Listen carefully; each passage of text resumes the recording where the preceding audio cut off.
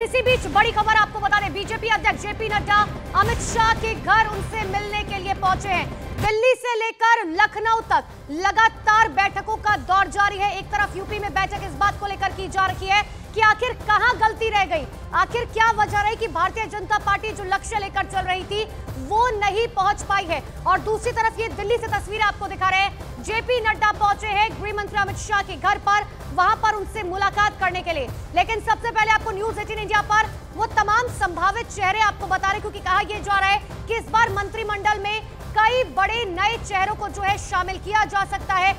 दिल्ली से लेकर लखनऊ तक की जानकारी आपको दे रहे हैं। और एक बार फिर से ग्राउंड पर लिए चलते हैं, मेरे सहयोगी अमित पांडे राजधानी दिल्ली से लगातार मेरे साथ बने हुए हैं। अमित, क्या जानकारी, अमित शाह के घर पहुंचे हैं जेपी नड्डा, आखिर किस बात को लेकर मुलाकात है ये? देखिए, अब से थोड़ी देर पहले बीजेपी अध्यक्ष जेपी नड्डा अपने आवास से निकले हैं और गृह मंत्री अमित शाह के यहाँ पहुंचे हैं।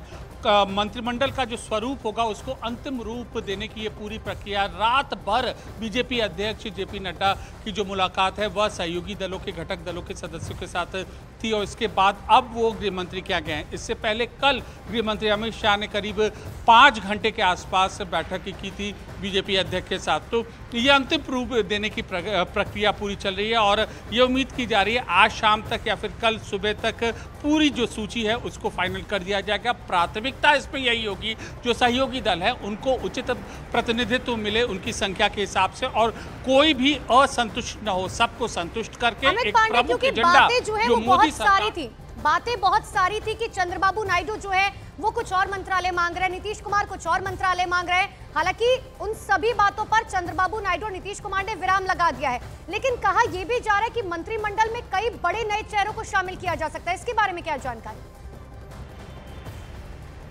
जी बिल्कुल, और कई नए और युवा चेहरों को यहाँ पर तरजीह दी जा सकती है और ख़ास तौर पर वो बीजेपी के से जो चुनकर आए, पार्टी से चुनकर आए हैं, उनमें सबसे इस बात की ज़्यादा संभावना है। जहाँ तक सहयोगी दल की संभावना है उनमें भी नए चेहरे ही सामने आएंगे। मसलन अगर आप टीडीपी के बात देखिए तो राम मोहन नायडू ही उनके जो पार्टी के, जिनका आप भी नाम ले रहे थे, वो 3 बार के सांसद हैं। इसके अलावा टीडीपी के जितने भी जो सांसद हैं वो नए सांसद हैं, पहली बार चुनकर आए हैं। ठीक उसी तरह जेडीयू में ललन सिंह वरिष्ठ हैं, अनुभवी सांसद हैं, उनको तरजीह मिल सकती है। और अगर हम एलजेपी की बात करें तो चिराग पासवान को पूरी संभावना है जगह मिलने की। कल की एक तस्वीर सामने आई थी जब पीएम मोदी ने उनकी पीठ थपथपाई थी।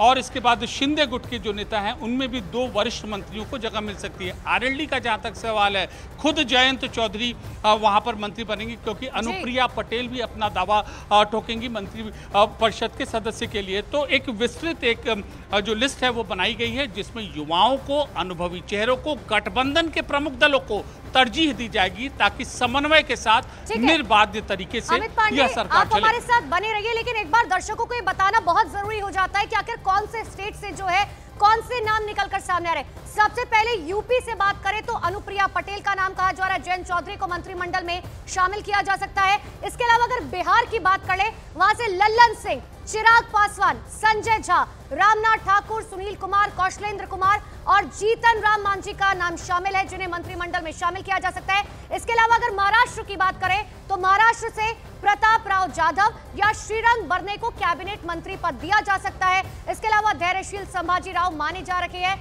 या फिर नरेश मस्के को राज्य मंत्री बनाया जा सकता है। ये हम आपको संभावित नाम बता रहे हैं कि ऐसा हो सकता है कि ये तमाम नाम जो है वो हो। अमित सिंह लगातार मेरे सहयोगी लखनऊ से लगातार मेरे साथ बने हुए हैं। अमित, क्या दिख रहा है वहां पर? तमाम नेता पहुंच चुके हैं? देखिए, तमाम मैक्सिमम नेता जो हैं इस वक्त पंचम तल पर पहुंच गए, जहां पर मुख्यमंत्री योगी आदित्यनाथ बैठक लेंगे। दया शंकर सिंह जो कि परिवहन मंत्री हैं वो इस वक्त अभी यहाँ पहुंचे हैं। अच्छा, मैम भी हमारे साथ है। मैम, क्या कहेंगी आप जीत से? बस हम लोग तीसरी बार इस देश के प्रधानमंत्री नरेंद्र भाई मोदी जी को शपथ दिलाने के लिए कल जाएंगे। क्या कहेंगी, आज मुख्यमंत्री जी के साथ बैठक में जा रही हैं? जो भी बात पूछेंगे वो उसका जवाब। चर्चा किस बात पे होगी? अब ये मुझे पता नहीं होगी, पता नहीं।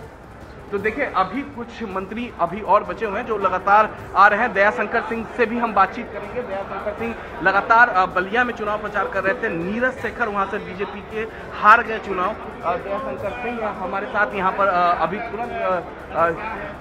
तुरंत जुड़ेंगे, उनसे हम बातचीत करेंगे दयाशंकर सिंह से कि दयाशंकर सिंह क्या कुछ ठीक है अमित, आप कोशिश कीजिए नेताओं से बात करने की, लेकिन तब तक जो है एक बार दर्शकों को ये बताना जरूरी हो जाता है कि आखिर ये बैठक क्यों हो रही है। ये बैठक इसीलिए हो रही है क्योंकि उत्तर प्रदेश के अंदर भारतीय जनता पार्टी जो लक्ष्य लेकर चल रही थी 80 में से 80 सीटों का, वो भारतीय जनता पार्टी को नहीं मिल गए। अमित सिंह, हम लोग अपने अनुभवों को साझा करेंगे मुख्यमंत्री जी के सामने। बलिया में सब कुछ ठीक नहीं रहा, नीरज शेखर हार गए वहाँ। ये मानते हैं कि हम लोग को ये विश्वास था कि हम लोग जीतेंगे, लेकिन जो जिस तरह से भ्रामक प्रचार किया गया संविधान के बारे में और वो चीजें हम लोग नहीं समझ पाए।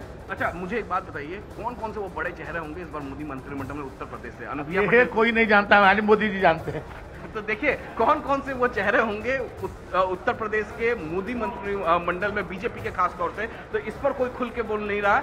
लेकिन ये जरूर है कि अनुप्रिया पटेल होंगी, आरएलडी के जयंत चौधरी या फिर उनके कोई सांसद होगा। ज्यादातर चांसेस जयंत चौधरी के खुद के हैं।